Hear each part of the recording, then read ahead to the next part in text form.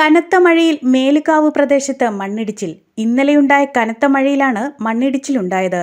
വലിയ പാറക്കെട്ടും കല്ലുകളും വീണ് റോഡ് ബ്ലോക്ക് ആവുകയായിരുന്നു. കൂടാതെ ഇലക്ട്രിക് ലൈനിലേക്ക് വൃക്ഷങ്ങൾ കടപുഴകി വീണു. ഇതോടെ ഈ പ്രദേശത്തെ വൈദ്യുതി ബന്ധം നിലച്ചു. മേലുകാവ് പീരക്കാട് വാളകം റോഡ് മണ്ണിടിച്ചിലിൽ തകർന്നു.